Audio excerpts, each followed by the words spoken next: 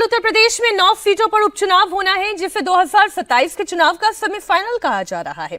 Voting से पहले Samajwadi party को पुलिस का डर सता रहा है। समाजवादी पार्टी ने चुनाव आयोग को खत लिखकर मांग की है कि वोटिंग के दौरान मुस्लिम महिलाओं के बुरके या उनकी आईडी की जांच नहीं होनी चाहिए।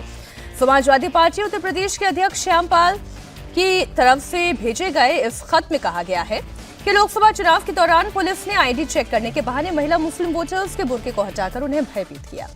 इससे बड़ी संख्या में मुस्लिम महिलाएं बिना वोट डाले ही मतदान केंद्रों से वापस लौट गईं। इस खत में चुनाव आयोग से मांग की गई है कि वो आदेश जारी करें कि पुलिस किसी वोटर का आईडी कार्ड जांच नहीं करेगी, क्योंकि आईडी जांच करने का अधिकार मतदान अधिकारी के पास होता है, पुलिस के पास नहीं होता है। आइए मैं आपको दिखाती हूं समाजवादी पार्टी का वो लेटर जिसे उनके यूपी अध्यक्ष श्यामलाल पाल ने चुनाव आयोग को भेजा है।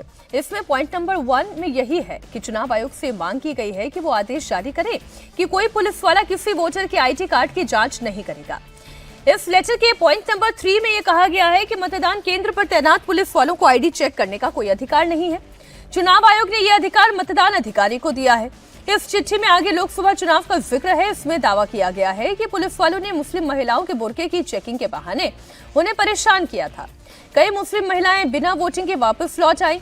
इस वजह से मतदान का प्रतिशत भी प्रभावित हुआ था।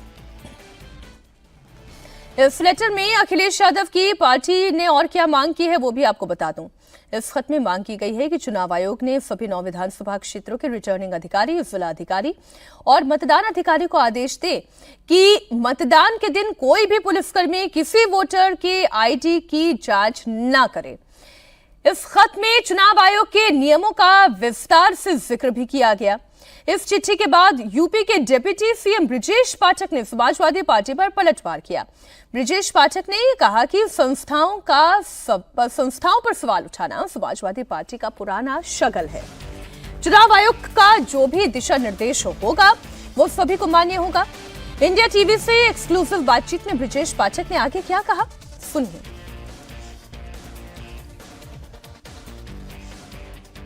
हमारे साथ डिप्टी सीएम ब्रिजेश पाठक जी मौजूद हैं। सर, परसों उपचुनाव होने वाला उत्तर प्रदेश में समाजवादी पार्टी ने चिट्ठी लिखी है और कहा है कि किसी भी पुलिसकर्मी को मतदाता पहचान पत्र करने, मतलब जो पहचान पत्र को चेक करते हैं, वो ना करने दिया जाए। देखिए, निर्वाचन आयोग के जो भी दिशा निर्देश हैं, हम सभी राजनीतिक दल उसका पालन करते हैं।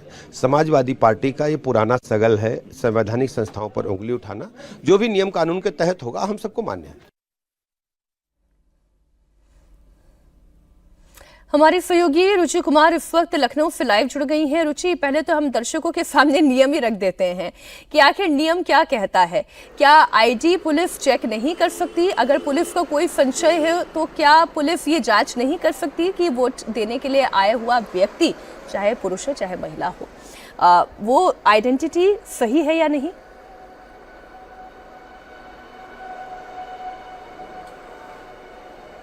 मीनाक्षी, जिस तरह से समाजवादी पार्टी जब से चुनाव का ऐलान भी नहीं हुआ था तभी से लगातार चुनाव आयोग में जा रही है और शिकायतें कर रही है कि सरकारी मशीनरी का दुरुपयोग योगी सरकार इस चुनाव में कर रही है, जो अभी 9 सीट पे उपचुनाव होने हैं। तो इसी के तहत ये चिट्ठी भी लिखी गई है। अब समाजवादी पार्टी की आप बात करें तो उन्होंने पूरा एक नियमावली का हवाला दिया है। उनका कहना है कि ये जो नियम है उसमें साफ साफ लिखा है कि चुनाव जब हो रहा हो तो पुलिस जांच नहीं कर सकती। जो चुनाव आयोग के अधिकारी हैं, जो उनकी तरफ से अपॉइंट किए गए लोग हैं, वो ही जांच कर सकते हैं। और उनका ये भी कहना है कि अगर आप समाजवादी पार्टी में मीनाक्षी बात करेंगे, उनका वो हवाला देते हैं रामपुर में जो उपचुनाव हुआ था लोकसभा का, जिसमें समाजवादी पार्टी हार गई थी। उनका कहना है कि जो मुस्लिम मतदाता थे उनको घरों से नहीं निकलने दिया, पुलिस ने डराया धमकाया। तो अब ये जो 9 चुनाव है इसमें आप देखिए कुंदरकी में 60% से ज़्यादा मुस्लिम वोट है। फिर सीसामऊ है, मीरापुर है, जहाँ भी 40% से ज़्यादा मुस्लिम वोट है। तो समाजवादी पार्टी इस तरह के आरोप लगा रही है कि जो उनके अपने मतदाता हैं उनको घरों से नहीं निकलने देने की साजिश सरकार की तरफ से की जा रही है। अब चुनाव आयोग को शिकायत की है, लेकिन हम भी ये समझ सकते हैं कि जहाँ पे वोट पड़ता है, जहाँ पर बूथ होता है, वहाँ पर पुलिस नहीं जांच कर सकती। बाकी शायद पुलिस के पास अधिकार होगा कि वो जांच कर सके। जी, बहुत शुक्रिया रुचि आपका इस पूरी जानकारी के लिए।